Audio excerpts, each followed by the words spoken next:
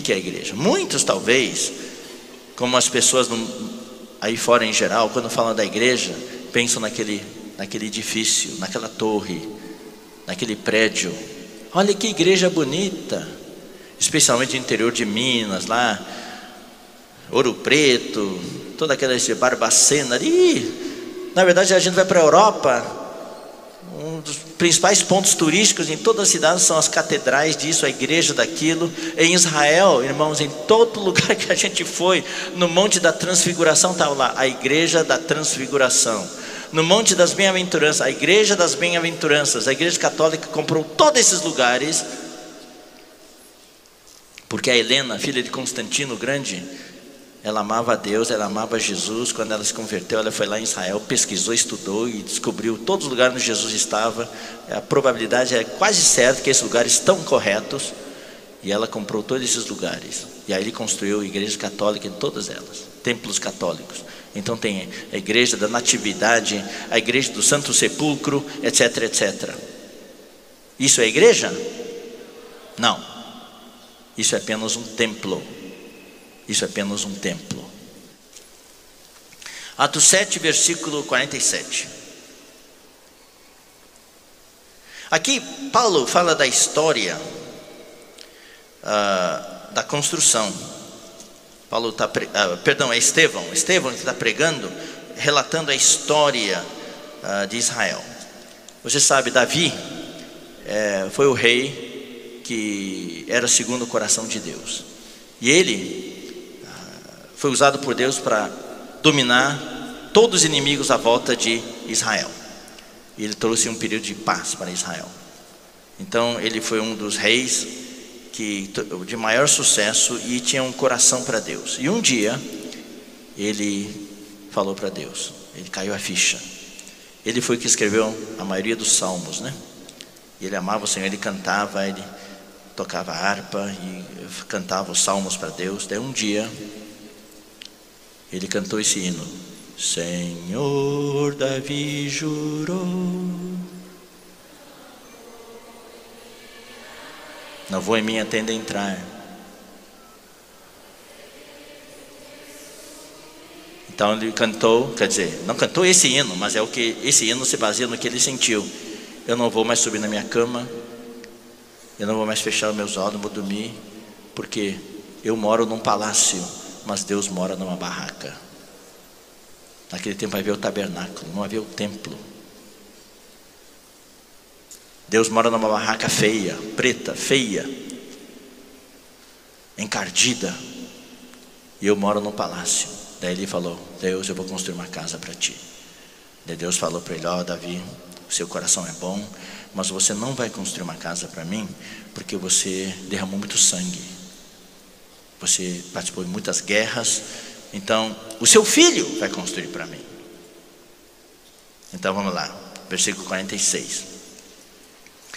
Este achou graça diante de Deus e lhe suplicou a faculdade de prover morada para o Deus de Jacó.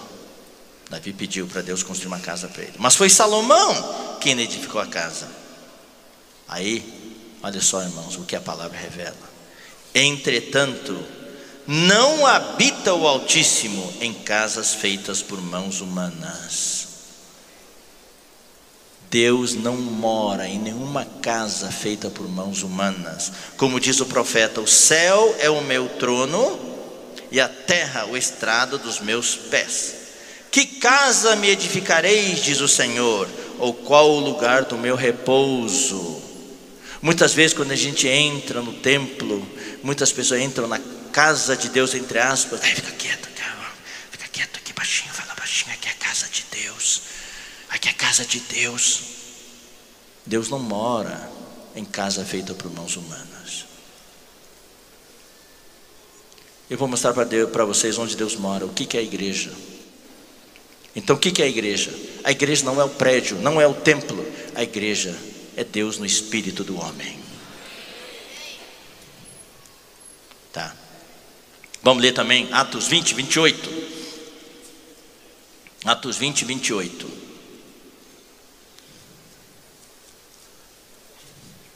Atendei por vós e por todo o rebanho, sobre o qual o Espírito Santo vos constituiu bispos, para pastoreardes a igreja de Deus, vírgula. A igreja de quem? De Deus, vírgula. A qual ele, quem é esse ele? Esse sujeito se refere a quem? A Deus. Comprou com seu próprio sangue. Irmãos, em toda a Bíblia, esse é o único versículo que mostra que Deus tem sangue.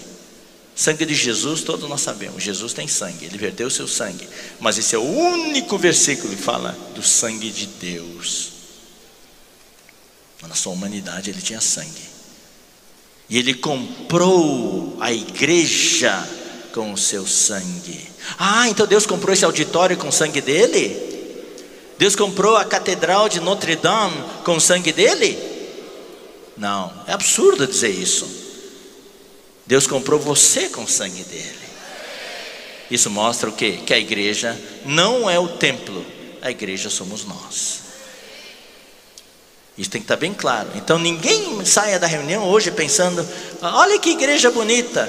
Irmãos, vamos dar um aviso aqui, nesse fim de semana vamos nos reunir na casa do fulano de tal, porque nós vamos fechar a igreja, nós vamos fumegar a igreja contra os cupins, nós vamos pintar a igreja, nós vamos derrubar a igreja e construir uma nova. Que ninguém fale assim, porque a igreja somos nós, não é o prédio. Vamos falar um pouquinho agora da etimologia da palavra igreja. De onde que vem essa palavra? Vamos ler Mateus 16. É a primeira menção da palavra igreja na Bíblia.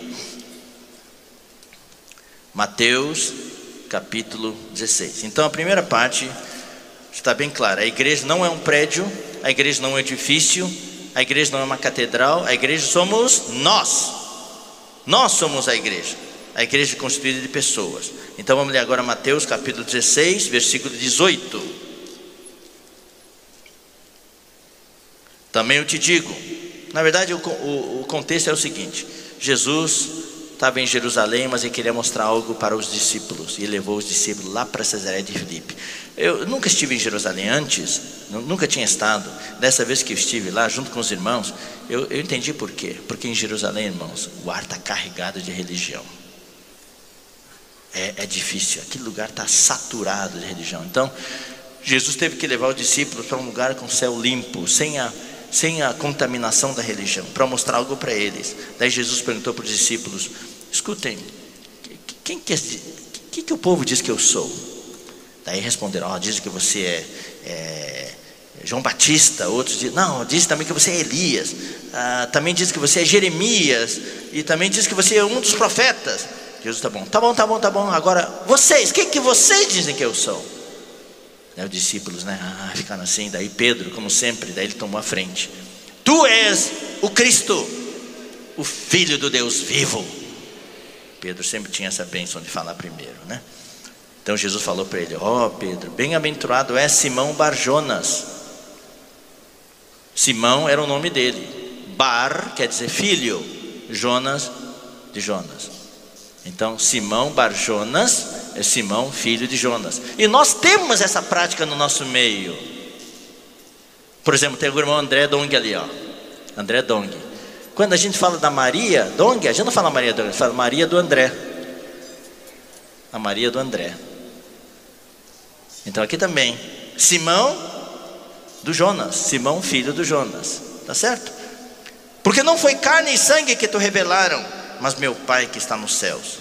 Aí vem a revelação: também eu te digo que tu és Pedro, e sobre esta pedra edificarei a minha igreja. Aqui é a primeira menção da palavra igreja. No grego a palavra igreja é ekklesia. Ek quer dizer para fora, parte exterior, para fora. Ectoplasma. Tem muitas palavras em português que começam com ek, quer dizer para fora. Klesia se origina do verbo kalel, que significa chamar. Então eclesia quer dizer a assembleia daqueles que foram chamados para fora. E qual é o contexto disso? Qual é o pano de fundo disso? Essa palavra é uma palavra grega. E vocês sabem, a Grécia no tempo de Alexandre o Grande sempre estava envolvido com guerras. Era um povo extremamente guerreiro, um povo heróico. havia os gregos e os troianos, tudo da Grécia, eles guerreavam, eles venciam. E uma história de maior sucesso em estratégia militar foi de Alexandre o Grande. Então os países estavam sempre de plantão, vigilantes e alerta por causa da possibilidade de guerra. Então havia nas cidades uma praça central com um gongo, e havia entre aspas, o chamado prefeito da cidade, ficava assim, e havia os mensageiros, os atletas, que corriam para trazer os recados, as mensagens, ou vinham a cavalo, mas corriam também. Então vamos dizer assim, ó, daí vinha alguém para avisar que o inimigo estava chegando, estariam a 100 km de distância. Daí um dos atletas corre, chegam na cidade, chama o prefeito, está chegando o inimigo, ó. Em mais umas 8 horas estão chegando. Daí o prefeito vai lá para a praça central e pega o tocador de gongo, bum, bum, e todo mundo sai das casas. Podia ser durante o dia, durante a noite. Se era durante a noite, tinha que sair do quarto de pijama e tudo. Quem estava no banheiro tinha que sair rapidinho também. E daí todo mundo tinha que se reunir na praça central. Daí o prefeito falava assim, ó, querida eclesia, querida igreja, ou seja, querida assembleia dos que foram chamados para fora de suas casas ou de seus trabalhos. E eu quero dizer para vocês, queridos irmãos, sabe por que vocês estão aqui? Porque um dia Deus chamou você para fora de onde você estava. Onde que você estava? Talvez alguns estavam em pecado, talvez alguns estavam nas drogas, talvez alguns estavam nas suas tristezas, talvez alguns estavam na depressão, talvez alguns estavam na ignorância, talvez alguns estavam na indiferença, talvez alguns estavam no mundo. Mas um dia Deus tocou o gongo e você ouviu, bum, e você saiu. E Deus salvou você, resgatou você. Deus tirou você de onde você estava. E cada um deve saber onde você estava naquela época. Mas Deus salvou você e juntou você todos, onde? Na igreja. Vocês hoje estão na eclesia, o ajuntamento, a assembleia dos que foram chamados para fora. Para fora do quê? Para fora daquilo que impedia que você chegasse até Deus. Para fora daquilo que mantinha você longe de Deus. Então agora que estou na igreja, então não preciso mais sair? Precisa sim. A todo momento nós precisamos ouvir o chamado de Deus e sair daquilo que nos prende. Talvez alguns de vocês neste momento estão preocupados com o que vai acontecer quando você voltar. Talvez alguns de vocês estão endividados. Quando voltar agora começo do ano, como é que eu vou resolver aquilo? Talvez alguns de vocês estão preocupados com a situação do vestibular, não houve ainda a segunda chamada, como é que é? Eu vou passar ou não vou passar? Irmãos, Deus quer chamar você para fora de tudo aquilo que impede que você chegue até Deus. A toda hora Deus está chamando, e você precisa ouvir o chamamento de Deus. Isso é a igreja. A igreja, queridos irmãos, se compõe daqueles que são chamados a todo momento para fora daquilo que nos atrapalha, daquilo que nos impede de ter uma vida digna diante de Deus. Então essa palavra é o que representa a palavra igreja. Vamos agora dar um passo adiante. Eu quero passar para vocês agora a revelação da igreja em seus 2 aspectos. Tudo isso, irmãos, é palavra de conhecimento, é palavra elevada, e como Pedro falou ontem à noite, é comida sólida, não é papinha. É feijoada, é picanha, tem que ter dentes bons, tem que mastigar. Isso também é aquela farofa do Maranhão, que parece uma areia, e que eu amo, e tem que ter dente bom, quando mastiga, crac, crac, crac. Muito gostoso. Então é a palavra sólida. A igreja é revelada em 2 aspectos na Bíblia: no seu aspecto universal e no seu aspecto local. Eu não quero usar mais esse termo que a gente usava no passado, igreja universal, igreja local. Isso traz muito mal entendido. Eu quero falar igreja no seu aspecto universal e a igreja no seu aspecto local. Então vamos ver a igreja no seu aspecto universal. Nós já lemos o versículo, vou repetir para vocês. Jesus falou: também eu te digo, em Mateus 16:18, também eu te digo que tu és Pedro, e sobre esta pedra edificarei a minha igreja, e as portas do inferno, as portas do Hades, não prevalecerão contra ela. Eu te digo que tu és Pedro. Pedro aqui no grego é Petrus, é uma pedra pequena. Todos nós somos Pedros, somos pedras para a edificação de Deus. A igreja é a edificação de Deus no Espírito. E sobre esta pedra, a palavra pedra aqui no grego é Petra, que significa uma rocha maciça, grande, sólida. A igreja católica usa esse versículo para dizer que aqui Jesus instituiu, nomeou Pedro como o primeiro papa. Não, isso é por falta de conhecimento do significado da palavra. Então, o que a igreja católica prega é que tu és sobre Pedro, tu és Pedro, e sobre este Pedro edificarei minha igreja. Não, são duas palavras bem diferentes. Pedro é Petrus, uma pedra pequena, e Petra, pedra, é rocha, uma pedra enorme. Quem que é essa rocha? Essa rocha é Cristo. Esta rocha é a revelação que Pedro teve sobre Cristo, que ele, Jesus Cristo, era o Cristo, o Filho de Deus vivo. A igreja está edificada sobre Cristo. Nós somos as pedrinhas, e nós como igreja somos edificados sobre Cristo. E as portas do inferno não prevalecerão, as portas do Hades não prevalecerão contra ela. Esse versículo é lindo, bonito, e muitos só ficam nesse versículo. Falam da igreja como se fosse uma doutrina, como se fosse algo celestial, inalcançável. Não se reúnem com ninguém, estão nas casas, lendo a Bíblia, lendo livros espirituais, sendo muito espirituais.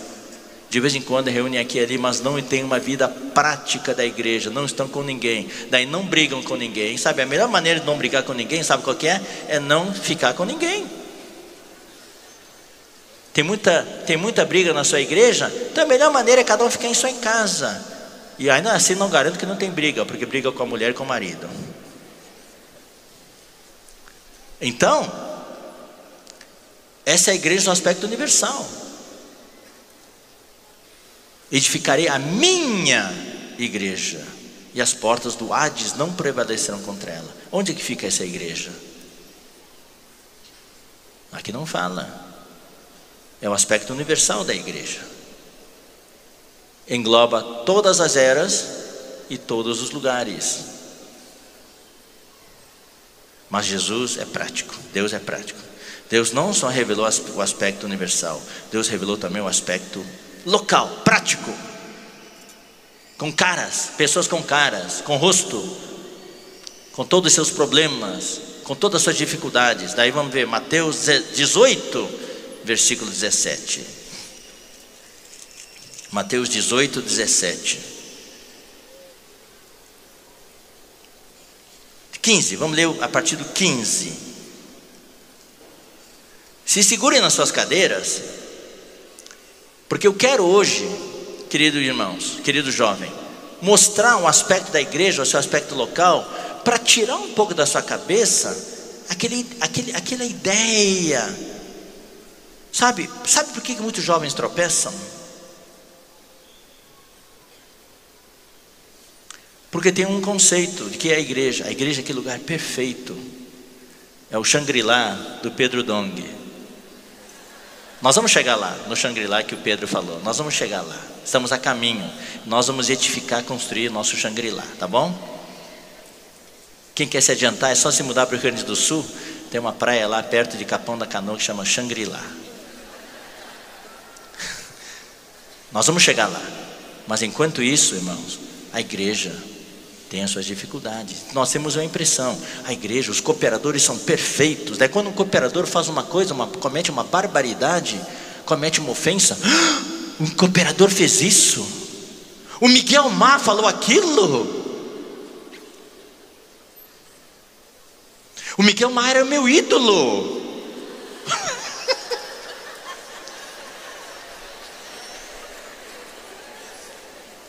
Você sabe, né, irmãos?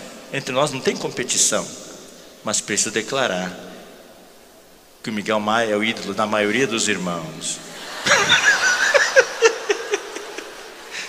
E o Ezra Maia está lá embaixo. Brincadeira, tá? Brincadeira. Eu gosto de brincar assim com... O Miguel Maia, o meu ídolo, falou aquilo. Eu estou decepcionado. Não vou reunir mais. Saiba, irmãos, que todos os cooperadores que estão lá, eu, muito mais, nós somos feitos de carne e sangue, sujeitos aos mesmos problemas, e nós também temos fraquezas. Muitas vezes o grande problema é que os jovens não dão aos líderes o direito de errar. Nos colocam no pedestal. Errou? Pá! Crucifica. Orem por nós, irmãos. Nós somos humanos. Nos deem o direito de errar às vezes. Nós não erramos porque queremos. Erramos porque somos ainda humanos e carnais. E precisamos da oração de vocês, do apoio de vocês. Nós não queremos nas nossas costas o sangue dos jovens, que por minha causa, eu sei que no passado, irmãos, eu era muito forte, muito rigoroso, eu ofendi mais da metade dos irmãos das igrejas, com a minha rigidez e tudo. Eu já pedi perdão, mas eu sei que sempre escapa alguém, que não, para quem não pedir perdão, perdoe-me. Nós não queremos ninguém saindo da igreja por nossa causa, mas isso também é porque nós talvez não tenhamos a visão da igreja, porque uma vez que você tem a visão da igreja, você não vai sair da igreja. Então eu quero mostrar esse versículo para vocês agora, para vocês saberem que a igreja não é feita de pessoas perfeitas. O único que é perfeito é Jesus Cristo. Os nossos irmãos que nos transmitiram o legado, o Watchman tinha muitos defeitos. O irmão Lee, muitos defeitos. Eu morei nos Estados Unidos. O irmão Dong, quantas vezes o irmão Dong nos tocou, porque falou certas coisas, na reunião seguinte ele vinha pedir perdão para nós, na sala dos cooperadores. Irmãos, eu errei, me perdoem. O irmão Dong já pediu perdão aqui no púlpito para vocês, de uma coisa que ele falou, de uma coisa que ele fez, ele pediu perdão. Isso é um homem de Deus. Só Jesus que não erra. O bonito da igreja é que Deus usa homens que erram, mas homens que também se arrependem. Então eu quero mostrar para vocês, quando Jesus revelou a igreja no seu aspecto local, puxa, eu fiquei chocado. Primeiro item que ele aparece é um problema. Vamos ler o versículo 15. Se teu irmão pecar contra ti. O que caracteriza uma igreja na localidade, no seu aspecto local? Irmãos pecando contra outros, irmãos ofendendo outros, irmãos criticando outros. Por isso que nós precisamos dos versículos que o irmão Pedro Dong nos mostrou ontem à noite. Nós não temos mais 40 anos. Eu também não tenho mais 40 anos para vagar no deserto. Se teu irmão pecar contra ti, vai arguí-lo entre ti e ele só. Se ele te ouvir, ganhaste a teu irmão. Então neste versículo a igreja tinha dois irmãos, duas pessoas, o irmão ofensor e o irmão ofendido. Versículo 16. Se porém não te ouvir, toma ainda contigo uma ou duas pessoas. Então aqui tem um irmão a mais e duas pessoas a mais. Então a igreja tem 4 irmãos aqui pelo menos, para que pelo depoimento de 2 ou 3 testemunhas. Opa, de 1 e 2 virou 2 ou 3. Então a igreja agora tem 5 irmãos aqui.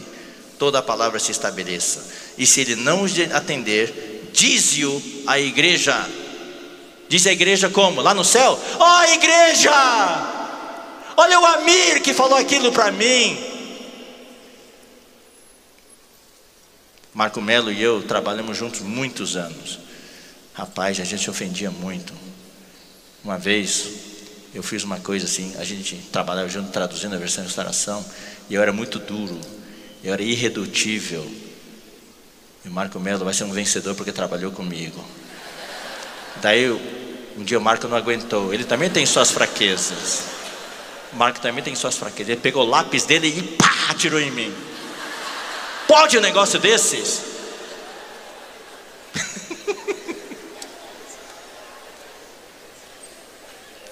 Então o que eu vou falar? Ó, igreja! A igreja está no céu. Olha, o Marco Melo tirou um lápis em mim. Não, diz-o a igreja. Ou seja, tem um lugar, tem um endereço e tem pessoas lá. São pessoas visíveis com quem você pode conversar. Isso é o aspecto local da igreja. Então saibam, queridos irmãos, a igreja não é constituída de pessoas perfeitas. A igreja é constituída de pessoas que receberam a vida de Deus e em quem a vida de Deus está crescendo a cada dia. E nós estamos sendo transformados, aprender a perdoar, aprender a amar, aprender a suportar-nos uns aos outros em amor. Nós estamos aprendendo lições de humildade, de mansidão, de perseverança, tudo isso. Eu quero ler um versículo para vocês que é muito chocante. Vamos abrir em Levítico, capítulo 23.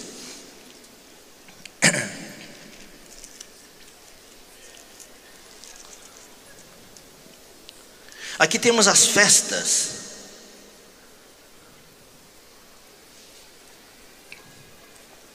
Deixa eu perguntar para vocês: em que festa a igreja foi gerada? Festa de... Irmãos, em que festa a igreja foi gerada? Em Atos, capítulo 2. Eles estavam celebrando que festa? Os judeus estavam celebrando que festa?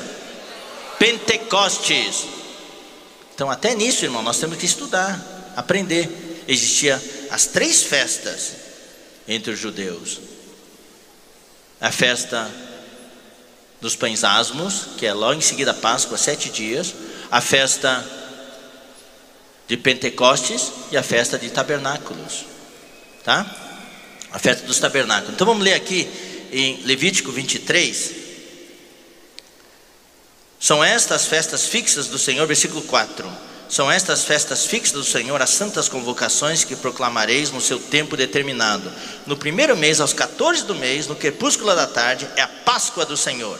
E aos 15 dias deste mês é a festa dos pães asmos do Senhor. 7 dias comereis pães asmos, pães sem fermento. Por quê? Porque Cristo é o nosso Cordeiro Pascal. Só Cristo é um pão asmo. O que quer dizer pão asmo? É um pão sem fermento, porque Cristo não pecou. O irmão André comentou conosco que Cristo foi sujeito a todas as tentações à nossa semelhança, mas sem pecado. E o Pedro ontem à noite foi bastante ousado, mas essa é a verdade. Se foi sujeito a todas as tentações, se ele foi tentado em todas as coisas, Jesus também foi tentado na questão da sexualidade.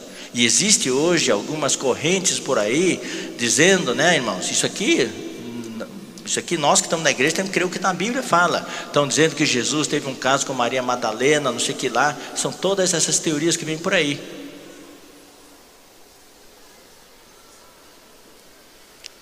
Jesus foi tentado, mas não pecou. Ele é um pão asmo. Se tivesse Jesus fracassado, nós não teríamos esperança nenhuma.